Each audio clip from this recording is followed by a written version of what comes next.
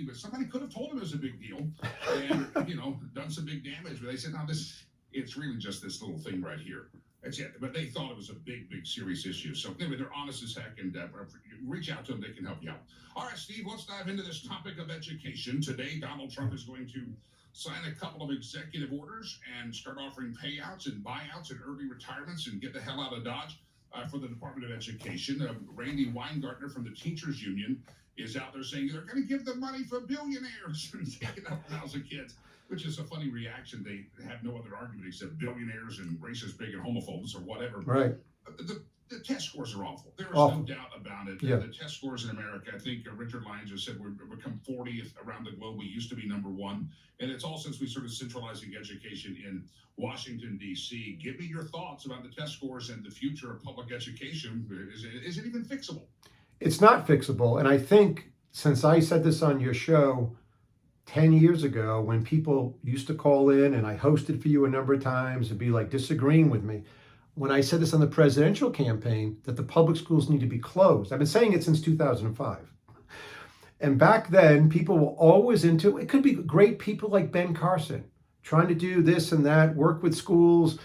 There's a lot of great people trying to fix public schools. And there's a lot of great teachers still remaining in public schools, maybe 20%, not the 80% when I was a kid. They can't be fixed because of Randy Weingarten. They can't be fixed because of all the administrators. And so they need to be closed. Now, the test scores that came out again, it's like a broken record. How many times a year are the different test scores going to come out and we're going to find that they're lower than the previous year, lower than 10 years ago? 30%, I can make the numbers up. 30% of the kids in 8th grade can't read. 40% can't pass, 70% can't pass basic math in 8th grade. It's worse than it was. People blame the pandemic. Well, that's your fault, the pandemic, right? During the pandemic, the false pandemic, 25% of the kids in Los Angeles couldn't be found to go to school. Whose fault is that? Partially parents, partially the schools that were closed. What I'm saying is that due to the internet, almost everything you want to learn is free. I could teach Algebra 1 to 20 million kids at once, easily. Just set it up. So when you start talking about what Trump's doing with the Department of Education, not that he's going about it in the right way, all this stuff has to be done through legislation, or you become Biden number 2. You become executive order man, someone else comes in, it goes back to what it was. But starting to at least to go after these things, whether it's U.S. aid or the Department of Education at a federal level, will begin the process. Thankfully, the fastest growing industry in education is homeschooling. It's growing by leaps and bounds. I've been doing it personally since my daughter came down with cancer in 2015, but we've been doing it since 2005, and the results are in. So it goes back to like, how do we turn the country around long term? Number one has to be getting back to some form of education that when 20 years from now, Jimmy Lakey and Steve Laffey walk into a store together, the lady at the counter who's 23 can make change. They can't do that. Like, you can walk into places and you realize with horror that young people can't make change. It's that bad. So how do you get to be a plumber? How do you get to be some of these trade schools if you can't do any math? You can't, Jimmy. Who goes into a life of crime more? Kids who flunk out of school. Who does drugs more? Kids who do worse in school. This isn't your kid. This isn't my 6 kids. This is the nation. So at least Trump is at the beginning with the Department of Education of going through a process of starting to get rid of stuff. And if he can get rid of the entire thing by the time, it has to be done immediately through legislation. Trump has to force votes. Not talk about taking over the Gaza Strip. He has to go to Congress and force votes if he wants to have a place in history, rather than the fact that what will happen if he doesn't do it, the interest rates get out of control, high real interest rates, and he goes down in a blaze of disaster like Jimmy Carter. This is his problem, but at least he's starting somewhere with something, and education is good. Congress in this country for so long, but run by Republicans and Democrats. Yeah. And I think sometimes that's what these presidents have become way too reliant on executive order. Yeah. But it never firms up their legacy. I mean, right. Joe Biden had to destroy. Thankfully, it wasn't run through the Congress. They were too dysfunctional and fast. And sadly, I'm not sure what they can get passed. But the Republicans run the Congress right now. save the one thing of the filibuster with the Senate. But we got. You're right. He's got to force vote. We the people have to force Yes, votes. we the people. We the people on the sideline, and we're all going, yeah, I like that executive order. I like that. Yeah, but it's not long term. It's a short-term solution unless we force votes. And you're right, we got to stay on a member of Congress and tell them to get their ass in gear. And I'll give you an example when it comes to education or just what's happening with the ability for people to leave and get eight months' pay. Anybody can leave. This is the problem with Trump and Vance. They never ran a big company. Nobody in a company would do that because what is happening now, I know this from friends. If you have 4 months to retirement in the federal government, you're taking the buyout. You're getting 8 months. If you're the best employee and you can make more in the private sector, you're more likely to take the payout, right? If you're the worst employee, you're like, I can't work anywhere else.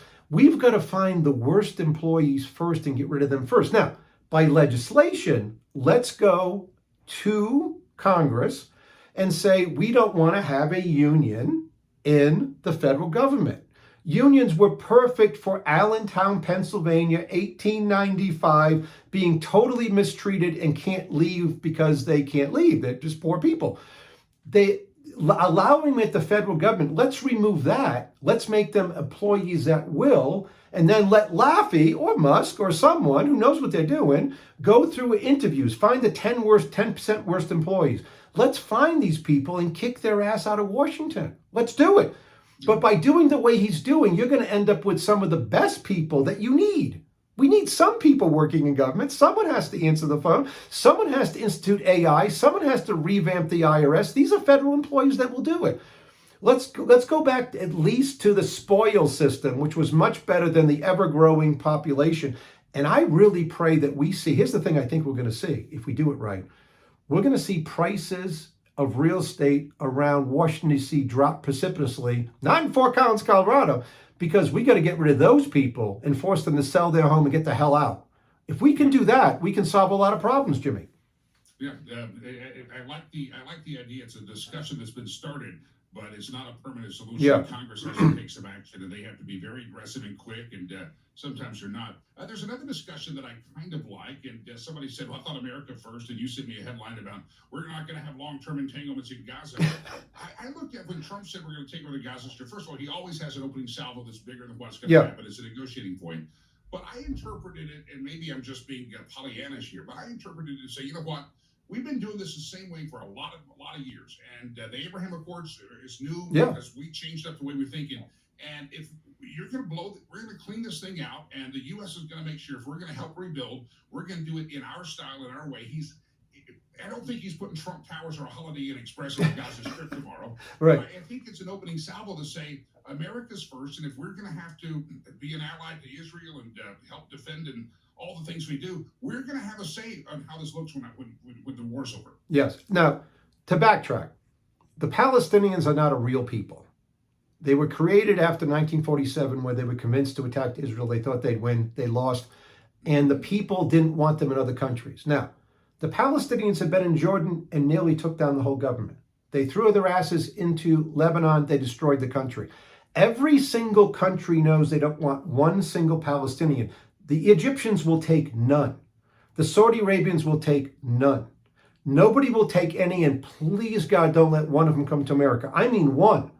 These are the most decrepit, anti-Jews, destroy things. Remember, when they gave up the Gaza Strip, Ariel Sharon, and they left, which was a giant mistake by Ariel Sharon, what did they do? Did they take the flower shop that was run by Jewish people that left and just create more flowers? There are videos on YouTube. You can watch them egging the place, rocking the place, destroy anything that had been touched by Jews, they destroyed. So this is never happening. Far better to rebuild the Gaza Strip by first bombing Iran, right? Do something easy. Bomb whatever you need to do. Look up and say, we're not putting up with any of this nonsense anymore. And then, if you want in the Gaza Strip to do something, I don't know what it could be, okay. But if it were me, and Netanyahu's trying not to lose his mind sitting next to the president on the videotape next to her, I would get large bulldozers and push him back 15 more miles. Listen, I'm a Christian. If they want to turn to Jesus, I'm all in the sense of missionaries there. I've never heard of one of them. It is hell on earth, and we don't need to be involved. Much better to win the war against Russia than to do anything with our money in the Gaza Strip. It's going to be I was watching I didn't see the whole presser with Netanyahu, but I watched that. I don't know if they had talked before they came. No, they clearly didn't. They clearly didn't, Jimmy. He just, now, God bless Donald Trump. He'll whip stuff out there. You're right, it's opening salvo. Can I mention one more giant problem that's appearing? There's a lot of problems that are appearing. Some good things, but some real problems. One would be like the tariffs on Mexico and Canada that don't happen. They get a month off, and they don't really agree to anything because really no fentanyl, to my knowledge. 40 pounds, I guess, was caught last year coming in from Canada. This is the problem that Trump will have. You can do this a couple of times, right? But at some point, somebody smart, not Justin Trudeau, who's an idiot, somebody smart will call your bluff. Somebody will say, you know what, Mr. President, this is what I would do if I was in Canada. Screw you. We welcome the tariffs. We double down on everything you say. You say 25, we say 50. We don't really give a crap. We know that auto equipment goes back and forth 7 times. We've got oil. We've got timber. We'll be okay. We'll last. We'll wing it. We'll wing it out for a while. You suffer the pain in America when the prices go higher initially and no one can find. Nobody would find a car if tariffs were 50%. I would put export tariffs on stuff leaving the country to America right now if someone threatened me. So the talk about things like the Panama Canal. Now, listen, I'm totally in agreement of taking back the Panama Canal. Why wouldn't we do it tomorrow morning? People must know that Panama has no military. When I say no military, Jimmy, I mean 0. Just take it back. But he doesn't even do that. I would take back the Panama Canal. I would send U.S. people down there to build some more water carrying bodies, so they could get the water into the canal when they need it, just like we need in Colorado. Reservoirs, sorry for the long word. I would do this with American people and American troops and let the Panama people help out. But God bless them. Do something. You can't keep talking at the beginning about easy things and do nothing and get nothing in return, because he's going to put tariffs on something and people are going to ignore him. And he's going to lose his power of the bully pulpit if he keeps doing it this way. Now, Panama did cancel the lease into this year of China. Yeah. So that was progress. People will respond to this, but I'm saying do something. Yeah. You know what I found interesting? You mentioned Panama. Did you see Marco Rubio and the president of Panama down walking around the canal? They had full suits and ties on. I'm like, it's hotter than Hades down there. Dude, put on a Panama shirt and a Panama hat, and I appreciate your heads of state and big guys, but if you're, I think all of us would understand if they unbutton their top button and just walk through the Panama Canal. They've got to be miserable right now. And there's something significant about Marco Rubio, who is a credible person to be the Secretary of State with a background. I didn't want him to be president and so forth. There's something really good about him going south. I've said on your show, and I've said to everybody for 20 years, if we would focus on the South and make those countries, help them become real countries, whatever the reason, it would help America immensely and people wouldn't come here. If the GDP per capita of Haiti went from 0, Haiti's the worst example of people that we've totally screwed up and not helped. But if it went to $6,000 a year and they got rid of voodoo, we'd be okay. If people in Nicaragua weren't run by crazy, name the country. Guatemala, if we could help these countries and they'd be like, wow, okay, law of comparative advantage, we're still selling bananas to America, but we've got a rule of law now. We're electing normal people. People come for tourism, which people avoid like the plague in these countries today. We, as Americans, would be way better off. Bring back the Monroe Doctrine, do it with the Panama Canal tomorrow morning, and then work your way south to help these countries, and we'll be a lot better off. There are actually a lot of hardworking Christian people in these countries. We're not dealing with Islamic whack jobs. Yeah. Steve, you've lit up my chat room. I don't know if you can see it. I can't. Some people are not happy with you this morning. Kathy says, easy to be an armchair quarterback when you're not even in the driver's seat. And Delta Drive says, Steve thinks he's an expert on everything and could better than anyone. Lots of talk. Tired of listening to I am an expert on finance and running people. I am not an expert on Bitcoin, although I've made a lot of money at it. But ask people in the chat room, tell me where I've been wrong. Tell me where the national debt, by the way, the first 3 months of this fiscal year, just so the chat room knows this, the deficit's up by an extra $1 trillion on an annualized basis.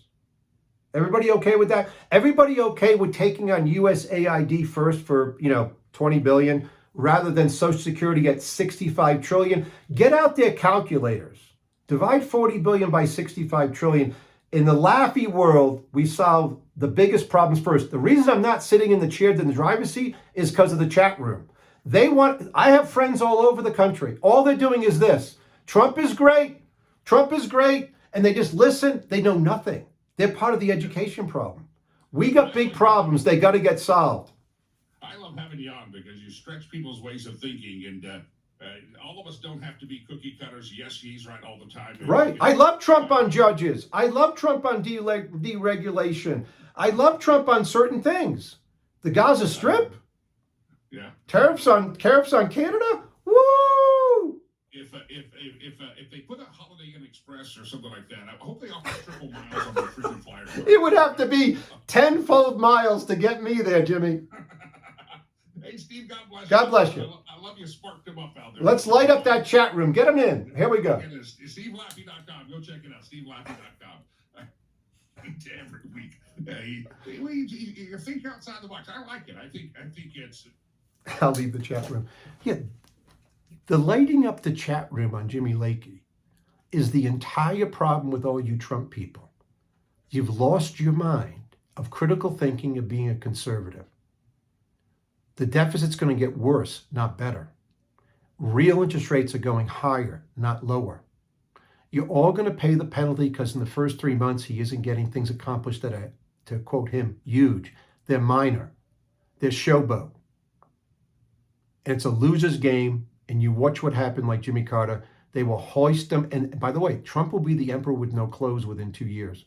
It'll happen. And you sons of guns out there who aren't focused on the real problems, just focused on supporting Trump and saying it's much better than Hillary Clinton, it's much better than Harris, whatever. It's not going to help fix America and restore the middle class.